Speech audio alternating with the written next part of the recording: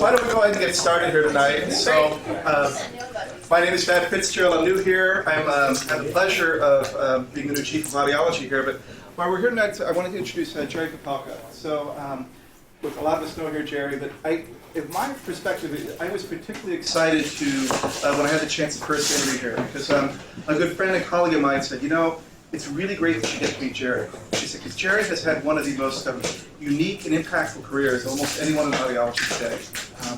To that effect, let me tell you a little bit about some of the things that Jerry's done. But again, I really feel like his career within the realm of audiology has been very unique. So he was on the faculty at Washington University for 24 years. And for those of you within the realm of audiology, this is literally probably one of the top 10 spots in the world. It's been a great place. Has over 120 publications to his credit. So all indications of a great academic audiologist. But Jerry's had other unique things. So for example, he's one of the inventors of the first digital hearing aid. Okay? And nowadays, you take a look at hearing devices, pretty much everything's digitally based. So Jerry's one of the inventors of this. He was an inventor of a first AVR and otoacoustic emission screening device for infants within the NICU. So he's had a consistent track record of developing new technologies and applying them into clinical practice. He's been here at Stanford for the past 11 years. Jerry actually built, in effect, the audiology program up for nothing, when there really wasn't audiology at all that existed completely when Jerry started here. And now it's a thriving practice. He had a major role in the development of the Stanford Ear Institute, which is, again, I think one of the really exciting things we're seeing here. So it's a great pleasure tonight to introduce Jerry Kapalka, who's going to talk to us about current hearing devices. Thank you. So that only cost me $100. So disclosures, still on a couple of grants. I might have another one next year. I have no current patents in this area, no stock or stock options, no consulting fees, no felony convictions. I took home one Post-it note and 2 pencils, and I did not send this tie out for dry cleaning. So What about misdemeanors? you only have to report felony convictions. You do not have to report felony charges. So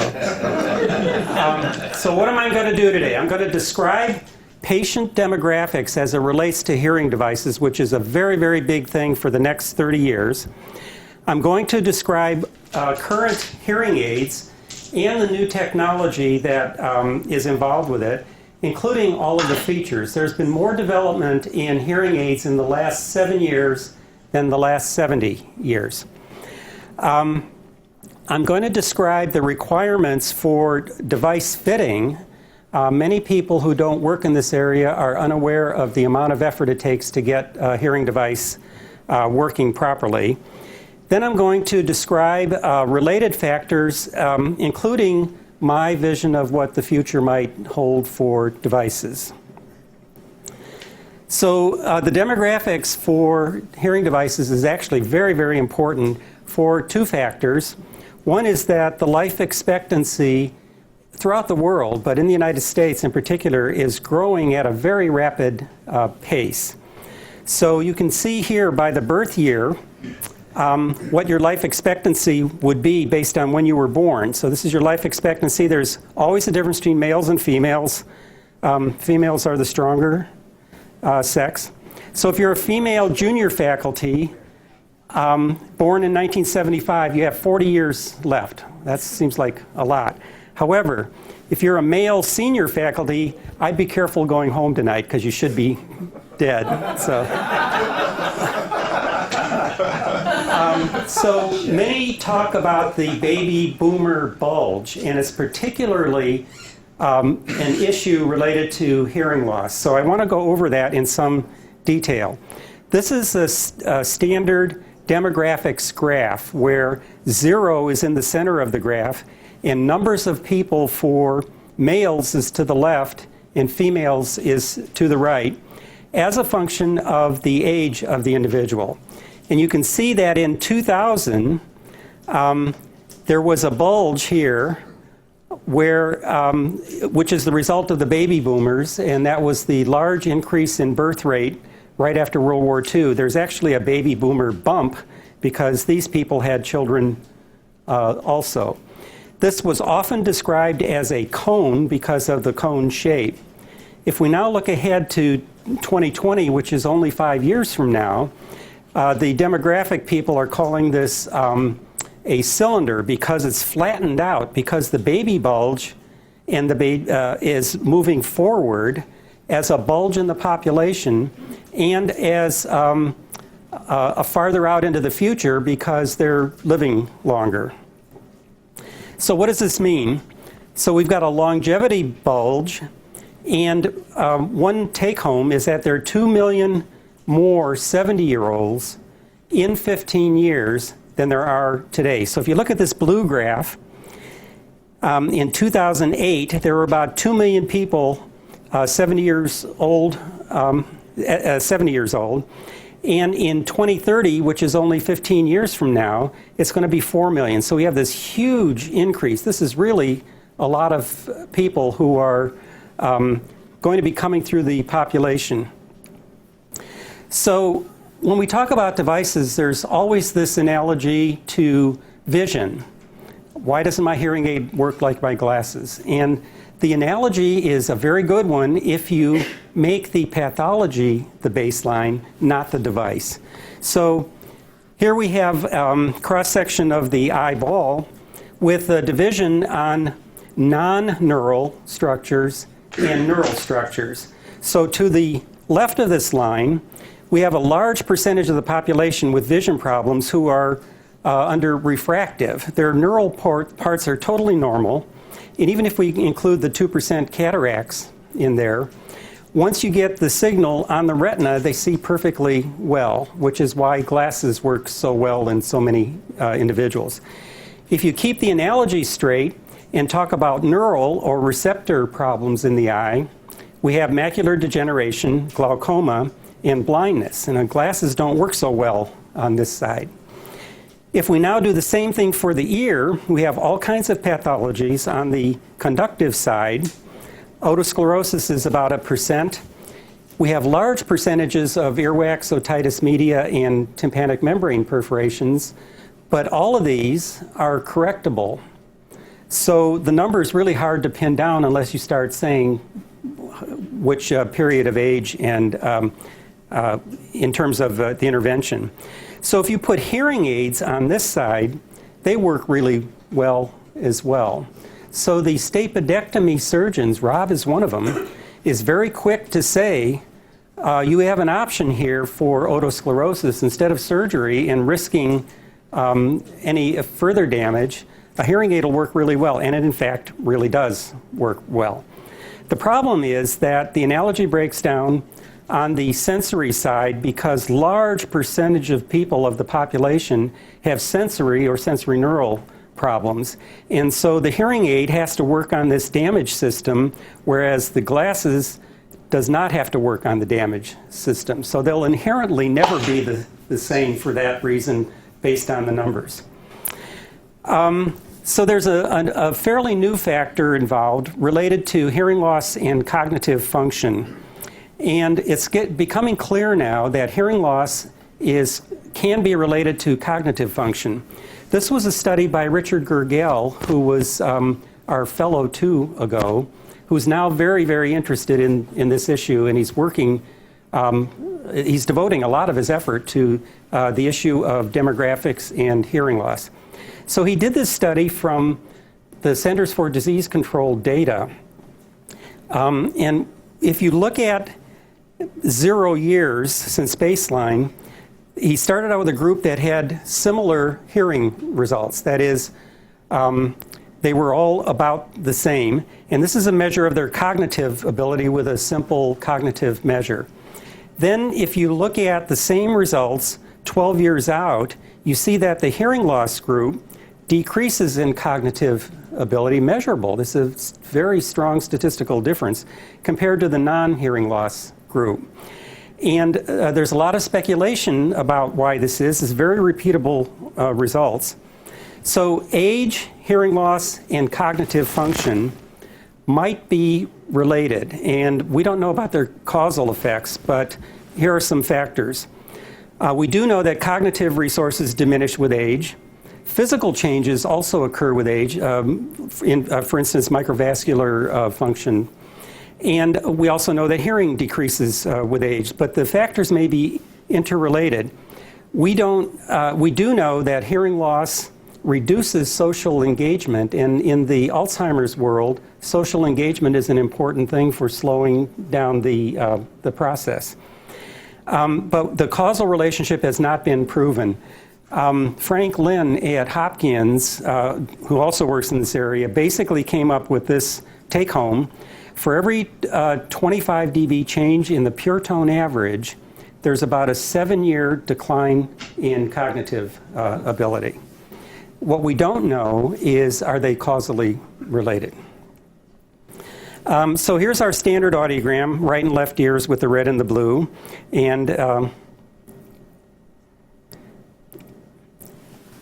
a study was done in 1974 where it was done the correct way. Large numbers of people, all measured in a booth under very precise conditions. So their hearing was measured correctly in sound-treated rooms, so it's very accurate measures of hearing, as a function of the ages of groups of people in there. And it's very large numbers of patients. These are the averages. So these are the 20-year-olds, the 30-year-olds, the 40-year-olds, 50-year-olds, and the 60-year-olds. And here's the well-known decrease in thresholds with age. So the study was repeated again in 2004, 30 years later, and the same thing is shown, 20s, 30s, 40s, 50s, and 60s. Here are the data together, and there's really no difference. So the age-related effects from 30 years ago, it's now 45 years ago, are the same today as they were then. I don't have the 2014 data yet. They're evaluating it now, but the preliminary looks like it's the same. So the 2014 data will take this out. I and a bunch of others push for, why did you stop at 4,000 hertz? We know that it's in the high frequency region. At least go out to the standard one. So the 2014 data, when it comes out, will be there. And it basically continues down with the same pattern. So for the demographics, the prevalence of sensory neural hearing loss is increasing rapidly because of the longevity increase and because of the baby boomers. The age-related sensory neural hearing loss is least responsive to surgical and pharmaceutical intervention at this time. So hearing aids are currently the only viable intervention.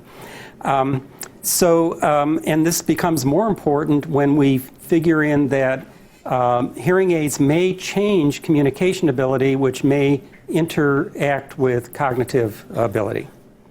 So here at Stanford, we have the Stanford Center on Longevity. It's one of these interdisciplinary programs that has people from neuroscience, psychology, bioengineering, economics, and a bunch of other disciplines. And it's a really good resource. I believe John Ogilvie used the data from this for a study recently. It's a very good resource if you're interested in older people.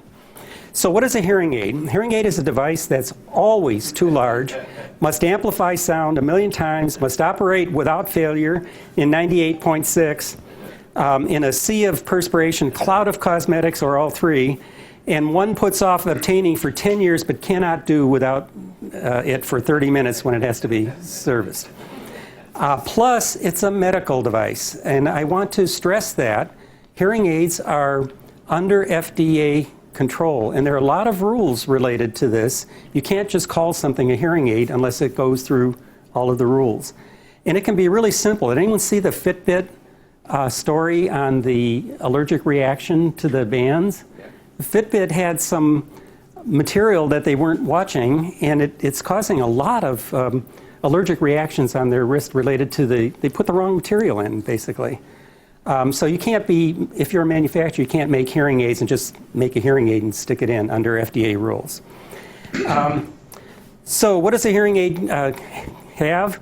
All of them have a microphone, a computer processor, a battery, and a loudspeaker. Those are the minimum requirements.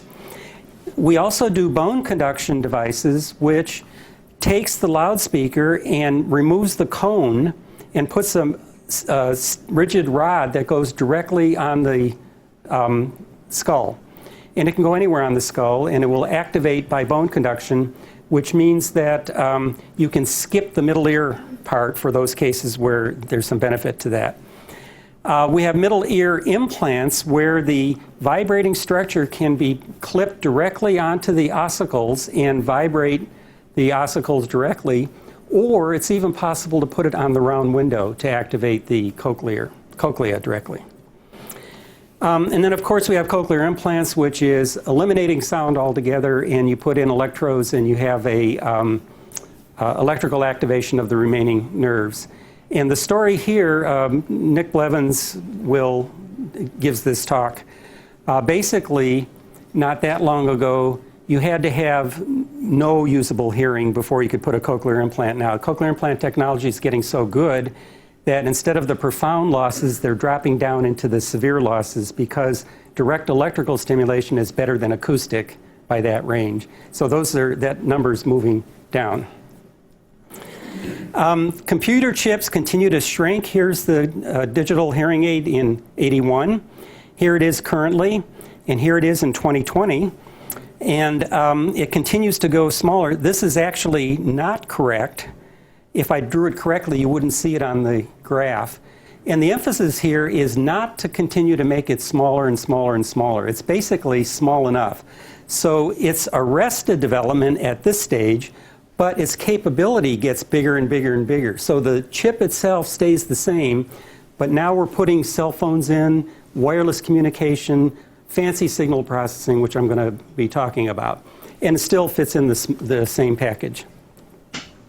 So microphones continue to shrink. These are the sizes of microphones beginning in the 50s up until current time. And a current microphone here, you can stack 11 of them on top of each other and still put them in the external canal. So they're very, very, very tiny, but the capability is still very, very good. In fact, the microphones here are better than the ones back here. The loudspeakers also are shrinking. They are running into a limitation, though. They are not getting better. The highest frequency region for current loudspeakers and hearing aids is not much higher than it was 20 years ago. So we need to do some development on loudspeakers. So only in 2004 when I came, this was a typical hearing aid. All those components were packaged in there, and there was an acoustic tube that went here, and that was called a behind-the-ear hearing aid. Currently, this is a current behind-the-ear hearing aid. This is a current in-the-ear hearing aid, and this is a current in the canal hearing aid. I have examples of these. Each of these is $5,000 each, so I'd really like them back. If you can pass them around. They're non-functioning, so. To give you a real feel for the size, the dime doesn't quite do it when you actually hold it in your hand to see how small they are. So what are the features? We have many loudness enhancement features, including adjustable gain. We can make things louder, multiple channels. We do it in a non-linear fashion, which means that if you're in a quiet room, it turns the quiet sound way up. But if you're in an area where the sound is loud, it doesn't turn it up that much because the sensory neural patients don't need it. So it's not just like a volume control. We also now have more and more tinnitus signal generation within the hearing aid itself. So we're able to cover up tinnitus and start implementing some newer tinnitus management features with the hearing aid itself. On the upper end, we have to make sure we don't make it too loud, so we have something called maximum power output, and we reach that point not instantly, so that door slams and things like that don't make you jump out of the chair. On the frequency range, the low frequency side is not that great, but you don't need it for the age-related hearing loss because they have good low frequency hearing. The high frequency side is not as good as your earbuds for your iPod. So we can work on that. We have many communication enhancement features, and these are the things which make it very difficult to say, do I need a hearing aid? Because it has all of these other features which really add to communication ability, but they're not sound related. directly. So we have wireless connectivity. That is connectivity from one hearing aid on one side to one on the other, and I'll talk about that. We can also connect wirelessly to mobile phones, TVs, remotes, internet, autos, directly from the hearing aids. We have advanced digital signal processing, which is noise cancellation and noise reduction. We have something called frequency transposition. This is something that the previous way of doing it was not that good, and newer ways of doing it might have promise. Basically, it takes high frequency sounds where the patient has trouble hearing and shifts them to the lower frequency region where they have better hearing, but leaves the rest of the frequency band unmodified. So we have a lot of capability that way. We have automatic control of features. The hearing aids can recognize not only noise, but the type of noise in the environment, music, echoes, wind noise going across the microphone, and adjust itself without the patient having to turn anything up or down. If somebody told me this maybe 7 years ago, I would have said it's not possible. Now it's routine and it works very, very well. The whistling of hearing aids is basically a solved problem. We don't have that anymore because of digital processing. And we also have multiple microphones, and there's big advantages there. In the hearing aid switch among a single microphone, multiple microphones, microphones that aim forward and backward and do some canceling. Non-auditory features, we have rechargeable batteries, and they're getting to be the kind where you don't even have to plug them in. You can just throw them down on, I understand Starbucks has one of those now. You can take your cell phone and throw it down on the counter, and 20 minutes later it's charged. You don't even have to plug it in. Remote controls. We've had remote controls for a very, very long time. They were generally specialized devices where you could hold it in your pocket and control loudness and things like that. As we now have automated features, it's less necessary to do that. We have smartphones. We actually have smartphone applications for controlling existing hearing aids for at least 3 years now, maybe 4. So people can control their hearing aids if they want. There's less of a need to because the hearing aids control themselves. There are fewer controls the patient has than before. We have voice indicators, so when the battery starts going down, from inside your head it says battery low to let you know to change the battery, and other indicators. Fashion choices, water resistance, and data logging. So an important aspect of hearing aids is to not have the patient start wearing it 15 hours a day immediately, but ramp up, and we can look at the data logging to see what they actually did. And it might not match what they say they did. So there's a category called extended wear disposables. You've probably seen this in the news. It's totally invisible. It's a device that fits in the canal. They are disposable. When the battery runs out, you throw them away and get another one. But a provider has to put the device in. The initial intent was that they would last for 3 months. They actually last about 6 weeks or so. There's variability. And there's nothing digital about them. They're all analog devices with no other features. One of the issues is if you put it in and the battery runs out, you now have a hearing loss. And the patient has trouble getting it back out, so you're in worse shape with it. We also have completely in the canal aids, which are going around the table now, and they have these features. And those are basically full digital hearing aids that are completely in the canal, that are totally invisible, that the patient can take in and out and change batteries. The most common, though, is a behind the ear with an open fit. These are very tiny. And what happens is the loudspeaker is removed from inside the body of the hearing aid, put in the external canal, and connected by an electric wire that is very, very thin. And because of its the way it's designed, it's really not very visible, even though it goes in front of your pinna. So here's a typical one. in place, and I simulated it with a phantom to show you what it looks like. I'm quite sure many have seen patients who are wearing these and are not aware that they're actually wearing them, unless you know that they had a hearing problem and now they don't. Putting these on is got a lot of characteristics. How full you make that connection to the external canal affects the sound greatly. There are domes that come in different sizes for different amounts of ventilation. That can interact in cases of chronic otitis, for instance, to not aggravate the problem. And we can also make specialized tips to help hold it in. The part that goes in the ear is the only thing that's holding it on. So it can go into the ear canal, and I want to make this one point. It takes a little bit of effort to teach a patient how to do this, but then they can do it. So in 2004 or so, the majority of hearing aids were in the ear, and the minority was behind the ear. And that crossed somewhere in 2007 or so. So now the majority is behind the ear, and the in the ear is a minority. And the reason is, there are many reasons, but they are still quite invisible.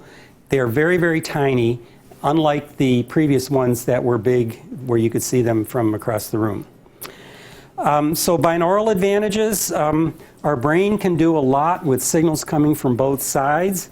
So if you have a person speaking and noise in the same room, the brain can get the signals from both sides, and you can understand speech and noise a lot easier.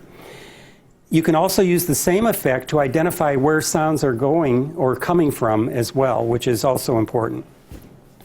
So hearing aids in both ears, beginning with 2004, were only about 65 or 70%. Now they're 85%. I don't think it'll ever go much higher than that because of unilateral losses, cochlear implants on one side, hearing aid on the other. Not everybody can have two-ear hearing, but it's a very large percentage of the population. So here are the two behind-the-ear hearing aids. The wireless connectivity can go from one hearing aid to the other, and this can do many things. It's basically instant, and sound coming in on one side can tell the hearing aid on the other to stay in phase, or to let it know that there's a sound coming this way, not this way, and help out with other functions. If you have unilateral deafness, this can also take the signal on your deaf side and pass it over to your remaining hearing side and give the illusion of omnidirectional hearing, even though you're deaf on one side. They've connected wirelessly to phones for a long time. We continue to do the streamers, which are various kinds, but basically you can pack more components in a device that you wear around your neck. In fact, you can put it under your shirt or blouse as well. And you can put radio stations in here and have more functionality where this device can transmit the signal through a neck loop up to the hearing aids that you're wearing. We can connect these devices directly to television sets, so the male in control of a remote doesn't jack up the television for everybody else in the family. He would jack it up for himself through his hearing aids. We can connect to mobile phones. We can connect to remote microphones, which is a big advantage. And so now you can take a little wireless microphone at a restaurant, put it across the table from you, and the person on the other side has a much better signal to your hearing aids directly than would otherwise. You can connect it to computers, and I want to mention something here. Everybody is doing Skype and FaceTime, so we now have the computer audio connected to the hearing aids, but the patient also has visual input, which helps with lip reading, and communication for hearing impaired via Skype with the audio optimized and the video to see the face is very, very good. There was just a study out on the effect of that. So other wireless connections in large auditoria. The problem is that you're interested in what's going on in the stage, but you might be sitting way in the back up there. And basically that's moving away from the source of the sound that you want, picking up noise in between. So there's the loop system, which is very, very old technology. Basically, you take a microphone of somebody on the stage, just like this one. This is doing this. It's wirelessly transmitting it down to here, up to a wire that goes around this room. And anyone wearing a hearing aid in this room with the coil automatically in their hearing aid can be sitting in the back and pick up the signal just as if they were standing right in front of me. The two microphones on the table are also wired in there. In this room, it's not such a big deal because the room isn't that big. But the bigger the room, the better that is. The reason loop systems are really gaining hold now, there's a symbol up there that says this room is looped, that's that blue symbol, is because we failed, and I want to use that correctly, we failed at establishing connection standards between hearing aids and other things. The loops work automatically with all hearing aids, even though it's an old system. So they're looping all of the buses, all of the libraries, all of the theaters, houses of worship, because anyone with a hearing aid and a telecoil, which is the vast majority of them, all they need to do is walk in this and it starts working. Alternatively, so you can be anywhere in the room. Alternatively, well, here's a recent study, 866 people who were asked what did they think of the loop system in a particular venue, and the strongly agree and agree were very large percentages of that. So it's a direct measure that it's working. We also have other systems, which are these, we have these here. These have never been adopted very well for one reason. If you're wearing a hearing aid, you have to take your hearing aid off to put this on. If you don't wear a hearing aid, you might not be wearing a hearing aid because you don't want people to know you're hearing impaired. Now you put this big thing on and says, I'm hearing impaired. They work exactly the same way, except they work by infrared. So the signal is blasted out as light, and you can pick it up anywhere in the auditorium, except you can't use these with your hearing aid. You have to take your hearing aids off. So it's for people who are hearing impaired, don't have hearing aids. So hearing aids, digital signal processing capable and continues to increase with no increase in the size of the chips. Loudness enhancement is really optimal. We don't know how to improve that anymore. Communication enhancement features continue to increase substantially, in particular with wireless. And the convenience features continue to increase substantially as well. So here's the requirements for fitting a hearing aid, and I don't know how to get around this any other way than what I'm going to explain to you. So here's a normal hearing audiogram. Here is speech at a normal conversational level. Probably if we put a microphone at your ears, this is where the sound would be for me talking to you. If I now talk to you over a cell phone, the cell phone cuts off the low pitches and the high pitches. Cell phones or regular phones run from about 300 hertz to about 3,000 hertz, which is why you don't hear speech very well on a phone. No, nobody does. So if we now look at our age-related hearing loss in relation to the speech spectrum, you can see that by your 40s, and there must be one or two in this room who are in their 40s, their hearing has dropped out of the normal range on average, but they still hear all of speech. In your 50s, this corner of speech is missing. In your 60s, this big corner of speech is missing, and that's represented here by a typical hearing loss for age-related hearing loss. So here's the speech spectrum, but this person misses that corner up here because it's below their threshold. They're only getting this part to begin with. And if we now put them, talk to them over a phone, they're missing this part. So you can see that they're missing half the signal right off the bat when they talk over a phone. The rest of the story is that for sensory neural loss, all these age-related cases, sounds, the unintuitive thing is that quiet sounds are inaudible. They don't hear them. But you raise them up to normal loudness levels, and they're as loud as they would be for a normal hearing person. So in this case, sounds up here are inaudible to this person, inaudible, inaudible, They now just become audible, and then now is where they hear them, but they get to hear, and it's too loud. This is the uncomfortable loudness level.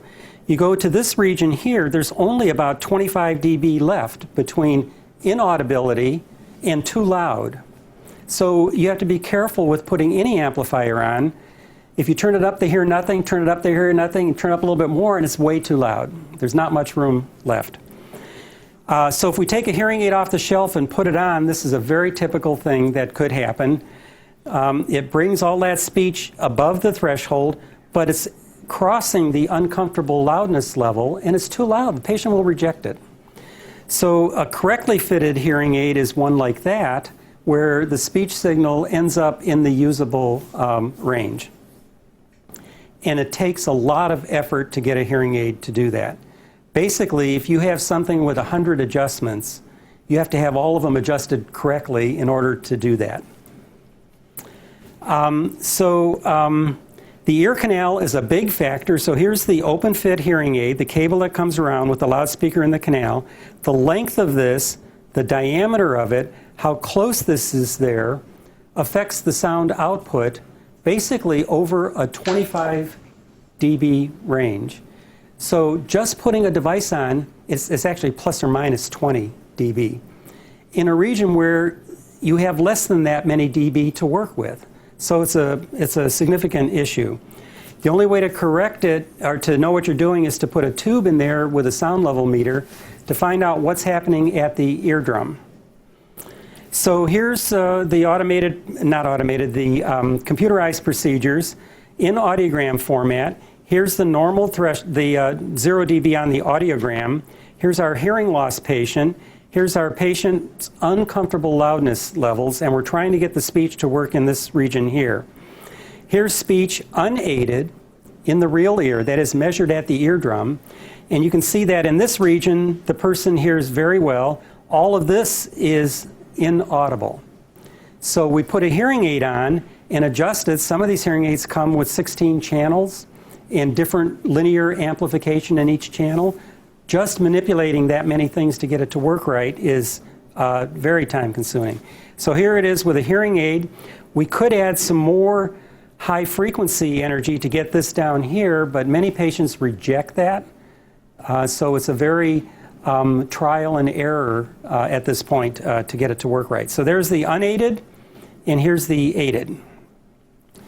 I also want to mention that Rodney Perkins, associated with our department, is developing an optical system where what comes out of where the loudspeaker would be is a laser light, and it drives a passive device sitting on mineral oil on the eardrum, shaped to the eardrum, and it's called an optical motor. The light itself drives the tympanic membrane back and forth.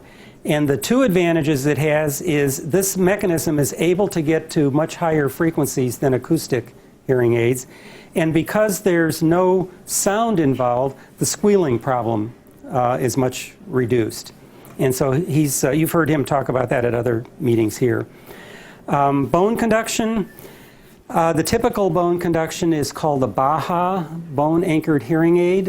Implanted titanium screw osseointegrates into the skull, and you can put the vibratory device on that screw and create the sensation of hearing by bone conduction. It's very, very good to avoid chronic otitis, unoperable atresias, or unoperable any middle ear problems. It also is good for unilateral hearing loss because since it's bone conduction, the signal will cross over. You can put it on the deaf side and the signal will cross over to the hearing side. Just in the last couple of years, these types of devices have taken on many forms. The one I was talking about is the one where there's a post implanted into the skull that osseointegrates to the skull, and it protrudes through the skin. And that protrusion through the skin makes it more sensitive to ongoing infections, and the numbers are all over the place. Larry Lustig did a study of actual Baha wearers last year and noted that the complication rate generally, I mean, they're infections that can be easily treated, but they become infected and they have to be treated as high as 25%. So the next thing is to put the part underneath the skin and put the device on top of the skin so that the skin is contiguous and it removes that infection problem. And there are many ways to do that. You can put a passive device underneath the skin, and which is just this simple disc, and then the vibratory device on the outside held by a magnet, and you don't have to worry about anything protruding through the skin. Other ways to do it would be to implant the device directly in the skull and put the skin over it and activate it like a cochlear implant. Also, there was tooth device, because the tooth is naturally integrated into the skull, so you could vibrate the tooth as a bone conduction device as well. And this lost reimbursement just in December, so this is not available anymore, even though it was shown to be effective. Next thing is we have difficulty measuring the effectiveness of hearing aids, and we really end up needing to have to do something called validation. And the only way we know how to do that is with questionnaires. There are many different questionnaires. How do you hear in this environment? How do you hear in this environment? And you can do it prior to getting a hearing aid, and then do it after you get the hearing aid, and see if there was a benefit. And I even though I'm a really physiological type measurements, I'm always for those, I have the very highest regard for questionnaire-based data that's done validly. So this was a study of devices that Richard Gergel again did, and basically it's the AFAB, the abbreviated profile for hearing aid benefit. If the device, it's an unaided score minus an aided score, and if it's not doing any benefit, you get a 0. If it's doing benefit, you get a big difference, and that's the benefit of the device. So the device was put on, and it measures the benefit. Anything over 5% is statistically valid, and also clinically. And in four different environments: ease of communication, reverberant conditions, background noise. And if you look at the salmon-colored ones at 6 months, so the device was put on, and there was benefit in all 3 of these categories at 6 months, and then he measured them at 12 months. And the thing that just surprised me was that the benefit was the same at 12 months as it was at 6 months. Highly reliable. You get the same result every time. So we're moving toward validation studies to show more directly the benefit of the hearing aid as the patient's wearing it. Here's what it takes to put a hearing aid on, and I've worked really hard at trying to manipulate these, and I can't do anything better than this. So the first visit, it takes 45 minutes for the diagnostic. That's really optimistic. And then it takes an hour to explain all of these different options for a patient and give them the sense of what it's like to wear a hearing aid. You really can't do it in much less than that. And the device would get ordered. Then they come back for the third appointment. It takes about a half hour, regardless of the hearing aid, to get it to fit comfortably. Remember, we want these things to be worn 15, 18 hours a day, not just a iPod earbud that you put in and listen to for an hour. So getting it to fit physically, comfortably, not interfering with glasses, takes some time. Getting the auditory adjustments also takes time, even with all of our computerized procedures. So this is another hour. And the setting that the patient goes out, a new patient goes out the door with, is nowhere near what they need. If you give them what theoretically should be there, it's way too loud for them. They'll reject it. So it's something called first fit. We have to bring them back again after a couple of weeks, readjust it, generally turning parts up louder, and then bring them back again and turn it up louder. If you don't do that, they will reject it. So we typically, this very typical case, add all of these minutes together for the 6th appointment over maybe a 2-month period, 240 minutes. Our return rate when you do this is 1%. Nationally, return rates for hearing aids are 20%. And I think that's the difference. So if you want people to wear hearing aids, you have to do this. So there are many new devices to consider, many new effective and beneficial communication and enhancement features, many new convenience features. Fitting efforts are substantially increased to optimize. And local audiologist is an advantage. Many times, somebody flies in from Italy and somebody says, we want to get a hearing aid. Well, that's really not a practical thing to do because they're going to go back to Italy and somebody else needs to do all of the other adjustments. We can look at them, but we can't really provide them except for locally. There are many factors. Patient denial is a big one. Whether they're a candidate, there's not any relationship between audiogram and successful candidate. We have people with poor hearing and not candidates, people with good hearing and, not candidates, but successful. It's very hard to predict. I like to use the candidacy question is if you're asking about it, you're a candidate. You need to look at cost. Much has been done about cost. In the UK today, the UK has very good audiologists, total social health care system. They used to buy only one hearing aid on the public health system. They now have the current digital hearing aids, just like any place else. They spend the time to adjust them. They go through all of this counseling, very proactive, cost the patients zero. There's zero cost, totally covered by the government. The adoption rate for hearing aids is the same there as it is here. There's something else we're not doing right. It's not cost. I think cost can be a factor.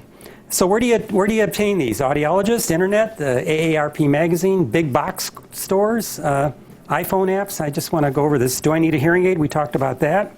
Depends on many factors. Just give you an extreme example.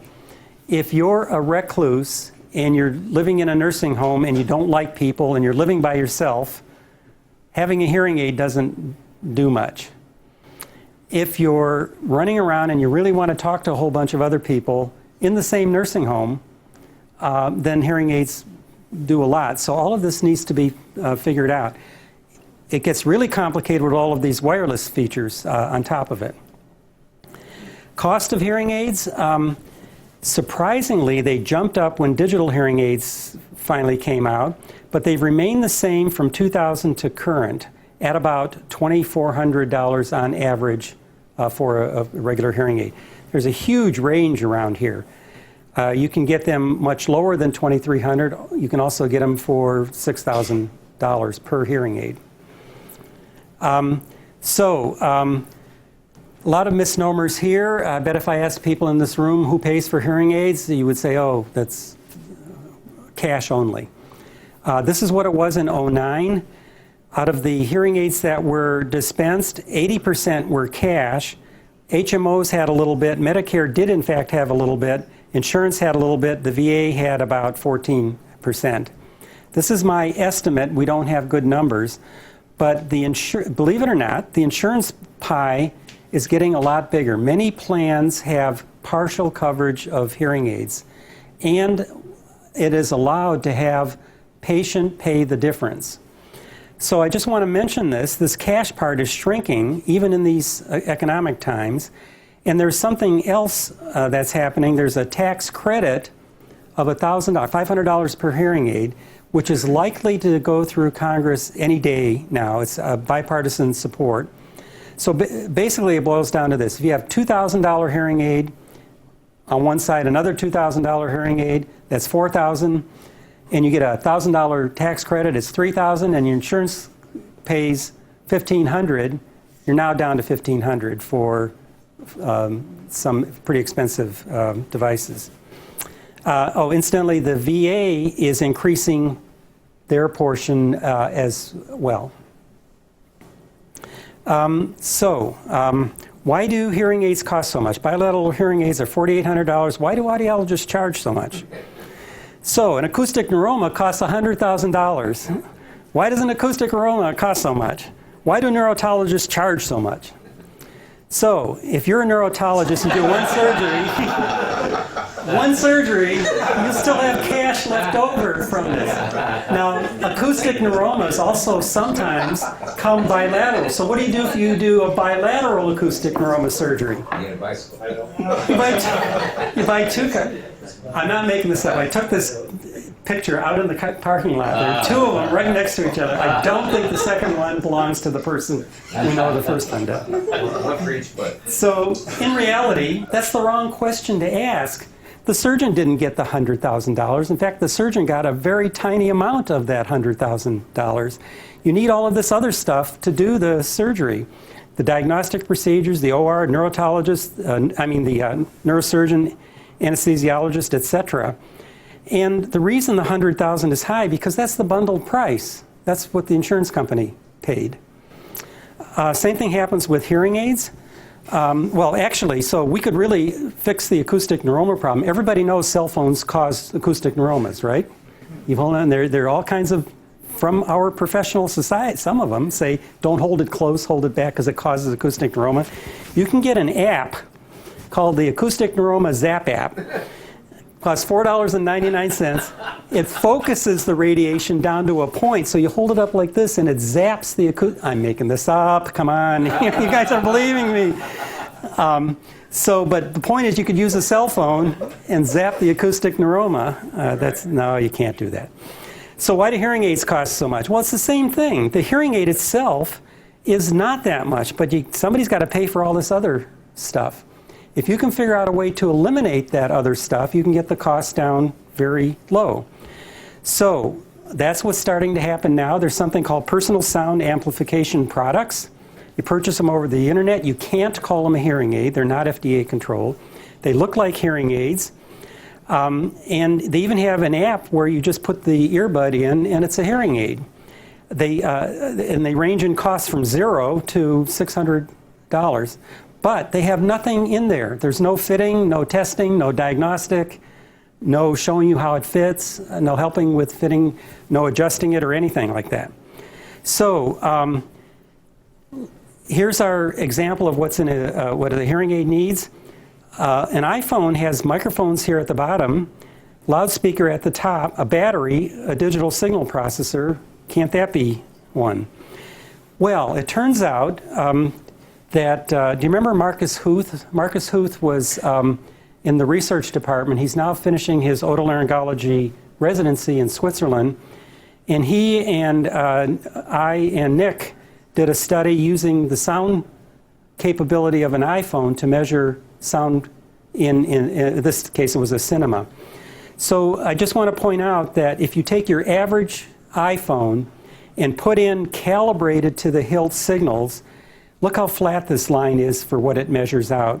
Even my $50,000 high-end sound level system doesn't perform any better. If you now put signals in, low-level signals, and measure how far they're out, all 6 of these iPhones fell right on top of each other. You can't even identify them in the range. If somebody asks me, what is the sound pressure level of something, I pull this out rather than my fancy equipment. So Griffith Harsh asked, he got a new pneumatic drill, and it was really loud. And he said, can I measure it? So I talked Peter Santa Maria. Is he here? No. So he took the same app, strapped it to his head, went into the OR and drilled with the 2 of them and measured the sounds, and it was far louder. But we knew that. But the measurements that he did in the OR were as accurate as would have been with very high-end measures. So you can get a software. There's no personnel, no resources. This is one of them. Costs $4.99. But wait, there's more. And I'm very concerned about this. We worked very, very hard to get hearing aids away from the consumer world. And now you see articles, hearing aids work, just make sure you don't overpay for them. As opposed to 10 years ago, hearing aids don't work, don't get them. And now if we go to the consumer world and people are going to be getting these and misadjusting them and not adjusting them, I am concerned because they will make the conclusion that hearing aids don't work again. So I'm a little concerned about that. What is the best hearing aid? That's not the question. The question is, who's the best audiologist? And that would be me. No, that's an exception. It would be her right there. What's the best facility and what features are needed? So even if you go to Costco to get one, if there's an audiologist there in a booth and licensed, it doesn't make any difference if it's at Costco. And then you know about our Ear Institute and the fancy labs we have. Okay, I just want to mention one last thing.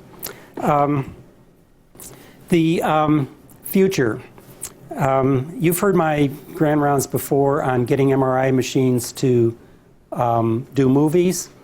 And that has to do with understanding speech production so that we can manipulate sounds in the time dimension rather than the amplitude dimension. So this is a sagittal section of somebody speaking in an MRI, which allows us to see how the tongue and lips move naturally, which you can't do with cine fluoroscopy because it's radiation. So I just want to mention the future. You know, we have a hair cell regeneration project here, where we're looking at a wide variety of things to regenerate these structures that don't regenerate. Basically, avian, reptile, other species can regenerate their auditory systems easily. As soon as we switch to mammals, they don't. When the cochlear structures are gone, they're gone. So it's not to get a system to regenerate that it's never done before. It's to figure out why we lost it. And so for the future, I think that there's a role for devices for the following reason. If you take stem cells and get them to reproduce, it's basically developmental biology. They need growth factors and other proteins. Also, in all species, signals going through there help the development process. In the first year of life, you lose many, many dendrites because sound's going through to help the system develop. So I think if we, in our regeneration projects, it's not just injecting some stem cells. We're going to need growth factors, maybe some other signaling proteins, and sounds, either electrical or acoustic. And as the system begins to develop, we then take the device out. I think it's highly unlikely that we can put stem cells in a damaged system all by themselves and that it's going to work. So right now, we can put electrode in. This is possible to have a drug reservoir where we can elute molecules one at a time. So here's the bottom line. Maybe Stefan can tell us which cells to put in. Maybe Tony can tell us the size of the molecules so we can figure out the orifices for ejecting them. Maybe Alan Chang can tell us what other signaling proteins we need. We can figure out what electrical signals we need or acoustic signals. Maybe even Chris Holst, is Chris here today? Can program his robots to do this whole thing immediately and then pull the system out. So I'm interested in using this technology to help our hair cell and regeneration projects. Thank you very much. That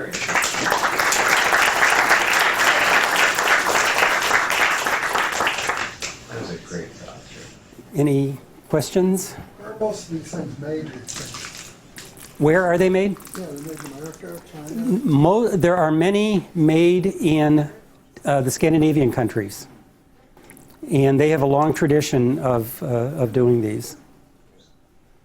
Yes? So, human fundamental frequency of speech is somewhere around 75 hertz to 250, 300 hertz. Why is the high frequency so important So in speech recognition? I don't know, but I do know that you can filter out the low frequencies and not affect speech understanding. The system is intolerant to changes in the low frequency, less tolerant in changes in the low frequency than the high frequencies. I think the language carrying capability in speech is largely related to the consonants, and those are all high frequency. That has to do with the sibilants. The sibilants are high frequency. Those are consonants that are high frequency. But so are the T's and the G's and the K's. Any other? Well, why do patients have problems in background noise when they have a high frequency hearing loss, Jerry? Okay, so if I knew that, I would start studying Swedish so that I could accept my Nobel. Basically, here's my take on this. For many years, we used to think the first measure of an abnormal sensory neural hearing loss was a change in threshold. If you just start asking patients, you figure out that they can report difficulty in hearing in speech before they have changes in threshold. So the cochlea itself has many interactions across hair cells within the cochlea, and I think that can improve ability to pull signals out of noise. Actually, the capability of the ear is really amazing. The normal ear can hear speech, 50% of speech, when noise is 3 decibels higher. It can pull it out from that. If you start taking very minor sensory neural losses, the next thing that happens to get that performance, you have to bring the noise down below there for them to hear it. I think most of it has to do with connections at the cochlear level. I also think it can relate to how the brain integrates from both sides, because when they're walking around, you're getting input from both sides. It's a cochlea phenomenon, Right. not a noisy hearing aid. Right. Okay. Anything else? Okay, thanks. Bravo.